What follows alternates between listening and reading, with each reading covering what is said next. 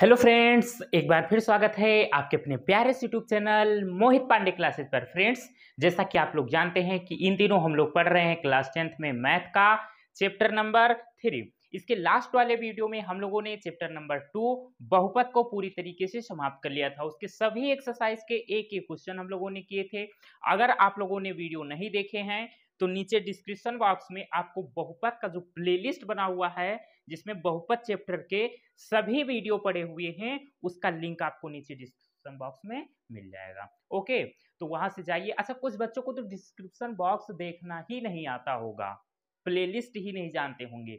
तो प्यारे दोस्तों, आप अपने घर में किसी बड़े भाई या पापा मम्मी से, किसी से या किसी फ्रेंड से ये पूछ लीजिए। अगर आप ऑनलाइन पढ़ाई करते हैं तो आपको थोड़ी बहुत जानकारी होनी चाहिए। ठीक है, डिस्क्रिप्शन बॉक्स कैसे चेक करते हैं, प्लेलिस्ट क्या होता है, चैनल कैसे सब्सक्राइब करते हैं, बेल आइकन कैसे ऑन करते हैं, ये सब किसी से आप पूछ लीजिए। ठीक है, तो कुछ जानकारियां ऐसी रहती हैं, कुछ इंपॉर्टेंट वीडियो के लिंक जो डिस्क्रिप्शन बॉक्स में हर चैनल पर डाल दिया जाता है, लेकिन और टीचर लोग बताते भी हैं, लेकिन स्टूडेंट को पता ही नहीं रहता कि डिस्क्रिप्शन बॉक्स है क्या।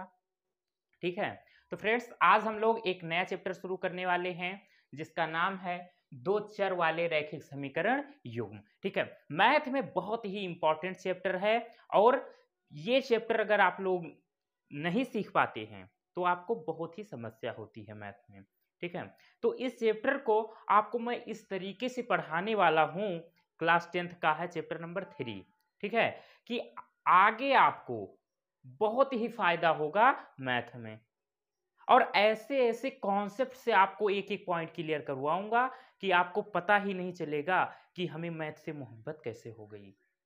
कितना भी डर लगता हो आपको मैथ से, आप हमारे साथ एक चैप्टर मात्र मैथ का पढ़कर देखिए, आपका डर पता नहीं कहां चला जाएगा। अगर आप लोग ने किसी कारणवश से क्लास 8th 9th में मैथ नहीं पढ़ी है, आपकी कैलकुलेशन बहुत वीक है, तो कमजोर से कमजोर छात्रों को गणित पढ़ने के लिए ये चैनल बहुत ही उपयोगी है। ठीक है, तो भैया अब हम लोग चलते हैं अपने चैप्टर की तरफ। हमारे चैप्टर का नाम है दो चर वाले रैखिक समीकरण युग्म। अगर हमारे चैप्टर का नाम ये है तो हमें उसके बारे में तो पता होना चाहिए भाई साहब। तो पहले हम इस चैप्टर के नाम जो दिया हुआ है इसके बारे में सीखेंगे, किसका क्या मतलब होता है, ये सब क्या है भैया बवाल। ठीक है, तो अगर यही नहीं पता रहेगा तो आगे हम कुछ भैया क्या कर पाएंगे, लूल ऐसे घूमेंगे। तो सबसे पहले ये हम समझेंगे, और अगर ये समझ गए तो भैया चैप्टर में और कुछ है ये नहीं बा।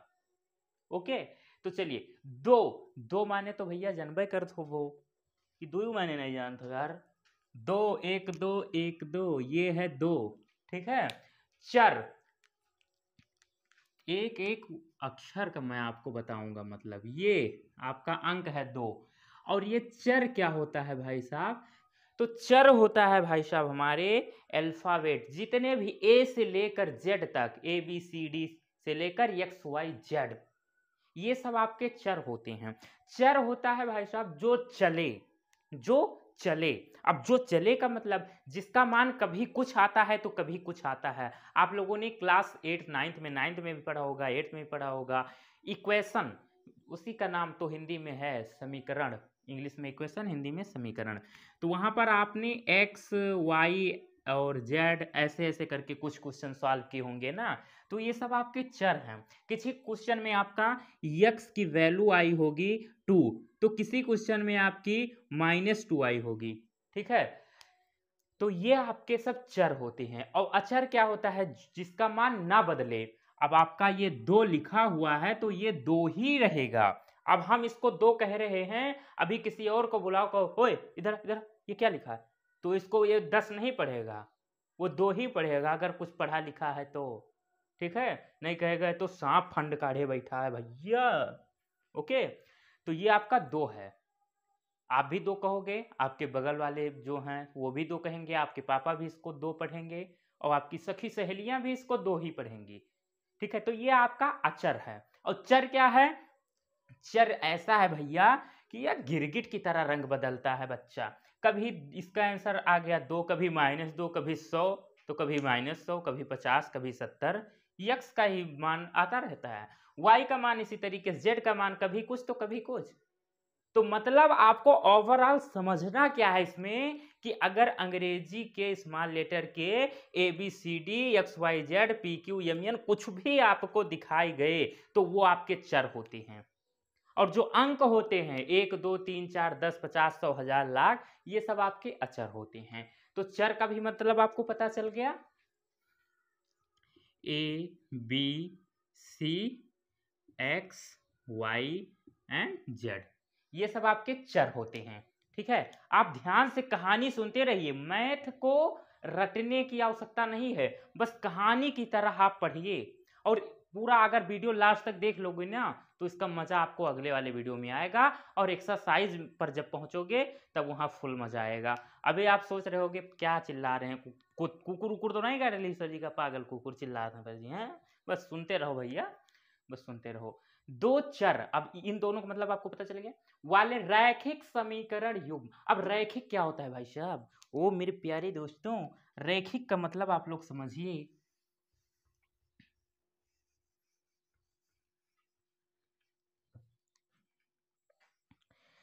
रैखिक का मतलब होता है दोस्तों कि जिसमें चर की घात हमारी एक हो, जिसमें चर की घात हमारी एक हो। ठीक है, अभी इसके पहले वीडियो में हम लोग पढ़ के आए हैं, इसके पहले वाला चैप्टर हमारा था जो बहुपद, उसमें हम लोगों ने बहुपद का प्रकार पढ़ा था।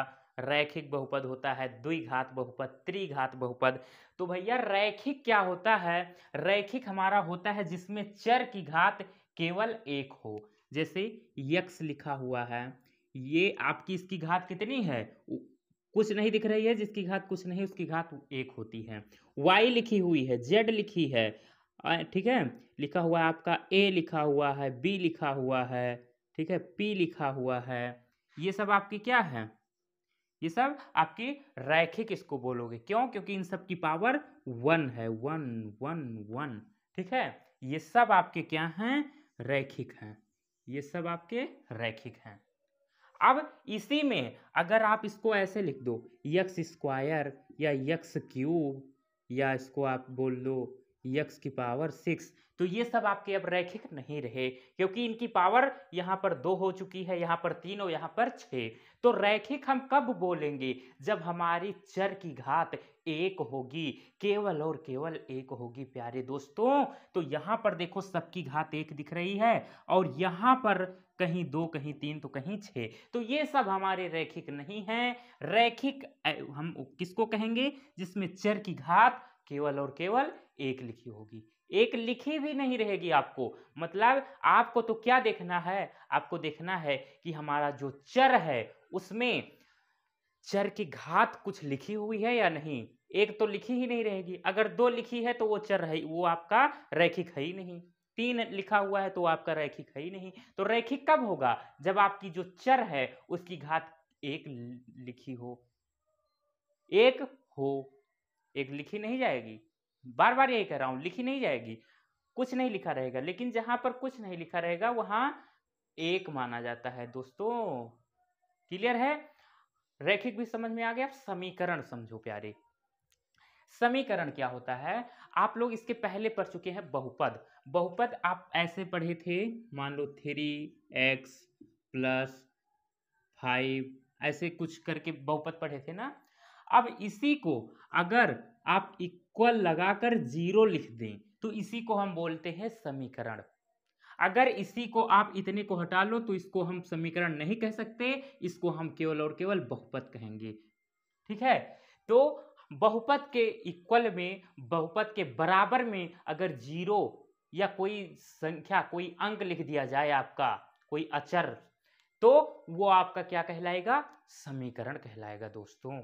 तो समीकरण के लिए क्या होना चाहिए? बराबर लगा होना चाहिए, बराबर का चिन्ह, और उसके राइट साइड में आपको या तो 0 या कोई संख्या लिखी होनी चाहिए। ठीक है, तो इसको आप हम बार बार क्वेश्चन में आगे यूज करेंगे, LHS RHS। तो ये होता है, इसको बोलते हैं LHS। LHS, यल से होता है लेफ्ट, एच से हैंड, एस से साइड, लेफ्ट हैंड साइड, मतलब दाएं पक्ष आपका। सॉरी बायां पक्ष बायां, और ये आपका है RHS, RHS, R for right, S for hand, side for पक्ष। ठीक है, तो दाएं पक्ष ऐसे खड़े हो तो ये आपका राइट हैंड है, तो ये राइट साइड RHS बोलेंगे। ये आपका लेफ्ट हैंड है, ये आपका LHS हो गया। ठीक, RHS LHS। क्लियर है? तो आपको अब समीकरण भी समझ में आ गया। क्लियर है? समीकरण क्या है? आप कोई भी बहुपद उठा लो, उसके इक्वल में आप 0 कर दो या कोई संख्या लिख दो, उसको हम समीकरण बोलेंगे। जैसे, लेकिन हाँ, यहां पर हम लोग क्या पढ़ रहे हैं? रैखिक समीकरण। तो होना क्या चाहिए? होना ये चाहिए कि जो चर रहेंगे उनकी घात केवल और केवल 1 होनी चाहिए। ठीक है, अगर ऐसे आपका आ जाए, मान लो ये आपका कोई बहुपद लिखा हुआ है 3x² + 5x + 2। ठीक है, ये आपका लिखा हुआ है। अब ये आपका, इसको आप बहुपद कह सकते हो, लेकिन अगर आप इसके इक्वल में लगा दो 0, ठीक है, तो ये आपका समीकरण तो कहलाएगा, समीकरण तो कहलाएगा, लेकिन ये आपका रैखिक समीकरण नहीं कहलाएगा प्यारे। क्यों? क्योंकि रैखिक का मतलब होता है कि चर की घात क्या हो? 1 हो। चर की घात क्या हो? 1 हो। लेकिन इसमें चर की सबसे बड़ी घात देखनी है। चर क्या है? यक्स, यक्स ही तो है इसमें चर, और ये एक चर वाला रैखिक, ये सॉरी एक चर वाला समीकरण है, क्योंकि इसमें केवल एक ही चर है, यक्स यक्स। है तो दो जगह, लेकिन है तो एक ही, यक्स ही यक्स तो दिख रहा है आपको दोनों पदों में। तो ये आपका क्या है? समीकरण तो है, लेकिन रैखिक समीकरण नहीं है। ठीक, तो रैखिक कब होगा? जब हम इसको यहां से हटा दें। ठीक है, तो ये आपका रैखिक बन चुका। ओके, अब अगर इस तरीके से है आपका 3x + 5y + 2 = 0, तो अब ये क्या है? ये है आपका, अब इसमें देखो चर कितने हैं? एक चर आपका यक्स है और एक चर वाई है, तो दो चर हैं। तो वही तो हम लोग पढ़ रहे हैं, दो चर, दो चर वाले रैखिक समीकरण। अब चर इसमें दो हैं, तो दो चर। अब देखना हमें रैखिक है या नहीं, तो उसके लिए जो चर हैं देखो उनकी घात कितनी है। तो जो हमारा चर यक्स है, इसकी घात कुछ नहीं तो मतलब 1, तो यहां पर चर की घात 1, यहां पर भी चर की घात 1, तो इसका मतलब रैखिक भी है, दो चर भी हैं और रैखिक भी है। अब इक्वल लगा हुआ है और 0 भी है, तो इसका मतलब ये समीकरण भी है। तो इसको आप बोलेंगे क्या? इसको आप बोलेंगे दो चर वाले रैखिक समीकरण। क्लियर हो गया? इसी एग्जांपल से आपको सारी समस्या दूर होनी चाहिए। दो चर हैं यक्स और वाई, इसलिए आप इसको बोलेंगे दो चर वाले, और चर की घात 1 है, इसलिए आप इसको रैखिक कहेंगे। इक्वल में 0 है, इसलिए आप इसको समीकरण बोलेंगे, और प्यार से इसको आप लोग बोलेंगे दो चर वाले रैखिक समीकरण युग्म। अगर इसी में आप इसको इतने को हटा लो, इक्वल और 0, तो इसको आप समीकरण नहीं कह सकते, इसको आप केवल क्या कहेंगे? व्यंजक कह सकते हो, इसको बहुपद कह सकते हो। ठीक है, लेकिन इसको आप समीकरण नहीं कह सकते। अब इसको आप समीकरण कह सकते हो। अब युग्म क्या होता है प्यारे? अब समीकरण तो क्लियर हो गया आपका। अगर कुछ समस्या है तो जब हम लोग एक्सरसाइज पर आएंगे तो सब दूर हो जाएगा। बस आपका इंट्रोडक्शन करा रहा हूं, ये सब बातें आपको क्लास 9th में बताई गई होंगी अगर आप लोग पढ़े होंगे। ठीक है, लेकिन किसी कारणवश नहीं पढ़ पाए आप, तो उसको मैं रिवाइज करवा रहा हूं। जैसे जैसे आपको एक्सरसाइज में कुछ नए नए वर्ड आएंगे, पूरा अंदर घुस कर पोस्टमार्टम करके आपको बताऊंगा। ओके, तो ये सब इसलिए बता दे रहा हूं ताकि एक्सरसाइज पर आए तो आपको कुछ नया ना लगे, आपको लगे हाँ कि ये तो हम सुन चुके हैं कहीं पर। अब युग्म का बात आता है, तो युग्म क्या होता है दोस्तों? युग्म हम उसे कहते हैं किसे? जोड़े को। जोड़े को, पति पत्नी के जोड़े को क्या बोलेंगे? युग्म बोलेंगे। पेयर कहते हैं, PAIR, पेयर। पेयर मतलब प्यार नहीं दोस्तों, पेयर, जोड़ा, जहां पर दो लोग हों। जैसे आपका है ये यक्स, ठीक है, और ये आपका, अभी ये जोड़ा नहीं बोलेंगे इसको, लेकिन अगर यहां पर ये वाई भी आ जाए तो इसको क्या बोलोगे? पेयर बोलोगे। यहां पर कौन कौन है? यक्स और वाई है। तो अब समीकरण का युग्म कैसे हो? अब युग्म का मतलब तो समझ गए, जोड़ा। जोड़ा मैं लिख दे रहा हूं यहां पर, जोड़ा। ओके, पेयर, पेयर बोलते हैं इंग्लिश में, PAIR, पेयर। अब समीकरण का युग्म कैसे होगा? जिसमें दो समीकरण हों, जिसमें दो समीकरण हो। जैसे आप ले लो, यहीं पर एग्जांपल दे रहा हूं, लिखा हुआ है 3x + 5y - 2 = 0, ठीक है। और एक समीकरण है आपका 5x - 2y + 5 = 0। तो आप इसको क्या बोलोगे? इसको आप लोग बोलोगे युग्म, ठीक है। क्योंकि यहाँ पर देखो दो समीकरण हैं, जोड़े में है, तो इनको आप युग्म कहोगे, ठीक। अगर केवल एक ही समीकरण की बात की जाएगी तो उसको केवल समीकरण कहेंगे, उसको युग्म नहीं कह सकते। तो पूरा कॉन्सेप्ट क्लियर है। अच्छा, एक बात और समझ लो कि जो दो चर वाले रैखिक समीकरण होते हैं, इनका व्यापक रूप स्टैंडर्ड फॉर्म क्या होता है, ठीक है। स्टैंडर्ड फॉर्म या व्यापक रूप या मानक रूप,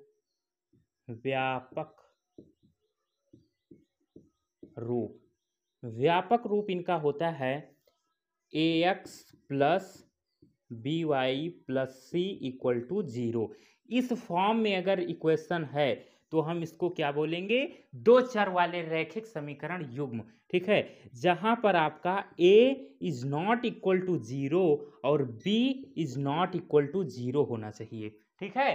तभी हम इसको दो चर वाले रैखिक समीकरण युग्म कहेंगे। ऐसा क्यों, ये भी जान लो। अगर a हमारा 0 हो जाएगा, 0 के बराबर, ये ऐसे सिंबल जो बता रहा है ना, a = 0, इसका मतलब है कि a का मान 0 है। लेकिन इसको ऐसे बीच में काट दें तो इसका मतलब है कि a का मान 0 नहीं हो सकता, और कुछ भी हो सकता है।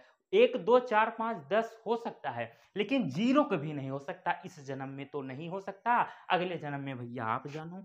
तो देखो, अगर 0 हो जाए, अगर ये केस हटा दो, अगर केवल इक्वल लगा दो, तो इसका मतलब a का मान 0। तो अगर a का मान 0 हो जाए तब देखो क्या होगा, तब इस पद में जहां a है वहां पर 0 रखेंगे, तो ये 0 × x और प्लस by और प्लस c = 0 हो गया। तो 0 का किसी में गुणा करते हैं प्यारे, तो पूरा पूरा 0 हो जाता है। ये बात हम लोग बचपन में सुने थे। by और प्लस में c = 0। अब यहां पर ध्यान दो, ये पूरा पद 0 हो चुका, तो इसका कोई काम ही नहीं, इसको हटा दो। यहां पर अब बचा क्या? by + c = 0। तो यहां पर देखो कितने चर दिख रहे हैं, यहां पर केवल आपको एक चर दिख रहा है, वो भी y। और ये c क्या है आपका? इसमें जो ये c होता है प्यारे, ये होता है आपका अचर पद। और जो ये a और b हैं, ये कोई वास्तविक संख्या हो सकती है, ठीक है। तो यहां पर केवल एक चर आपको दिख रहा है y। तो ये आपका दो चर वाला समीकरण है ही नहीं। समीकरण तो है, लेकिन दो चर वाला समीकरण नहीं है, क्योंकि इसमें एक ही चर है। और हम लोग पढ़ क्या रहे हैं? हम लोग तो पढ़ रहे हैं दो चर वाले रैखिक समीकरण। तो ये आपका दो चर वाला रैखिक समीकरण है ही नहीं। तो इसलिए आपका a ना तो 0 होना चाहिए, ना तो b ही 0 होना चाहिए। अगर b भी आपका 0 हो गया, तब भी हम उसको दो चर वाले रैखिक समीकरण नहीं कहेंगे, क्योंकि अगर b 0 हुआ तो ये वाला पूरा पार्ट चला जाएगा। तब आपका केवल ax + c = 0 बचेगा। तब भी उसमें क्या रहेगा? एक ही चर रहेगा। तब अगर एक चर रहेगा तो हम उसको दो चर वाले रैखिक समीकरण कहेंगे ही नहीं। और हम लोग तो पढ़ रहे हैं दो चर वाले रैखिक समीकरण, ठीक है। तो ये पूरा आपका छोटी छोटी बातें थी, जिनको अगर आप लोग समझ गए होंगे तो आपको बहुत ही फायदा होगा आगे के एक्सरसाइजों में। ओके, तो अब इस पूरे का आप लोग स्क्रीनशॉट अगर लेना चाहो, कुछ इसमें नोट करने लायक लगे तो आप लोग ले लीजिए। और उसके बाद में हम लोग आज का वीडियो यहीं पर समाप्त करते हैं, क्योंकि गर्मी ज्यादा लग रही है। इस वीडियो को आप लोग अगर 2 बार सुन लें, केवल कहानी ही बताई है, कुछ मैंने लिखवाया नहीं है, एक अक्षर नहीं कहा है आपसे कि लिख लेना, ठीक है। तो अगर आप लोग लिख लीजिए तो नेक्स्ट वीडियो में आपको मैं पढ़ाऊंगा इस एक्सरसाइज से संबंधित क्वेश्चन। ओके, आपको जितनी भी यहाँ पर अगर कोई समस्या हुई तो कमेंट कर देना, उसमें मैं आपका सारी समस्याओं का समाधान कर दूंगा भैया। तो हम लोग मिलेंगे एक नए वीडियो में। आज का वीडियो आपको अगर अच्छा लगा हो तो प्लीज़ लाइक कीजिएगा, अगर पहली बार चैनल पर आए तो प्लीज़ चैनल को सब्सक्राइब जरूर कीजिएगा। ओके, तो हम लोग मिलेंगे नए वीडियो में, तब तक के लिए बाय बाय, सी यू।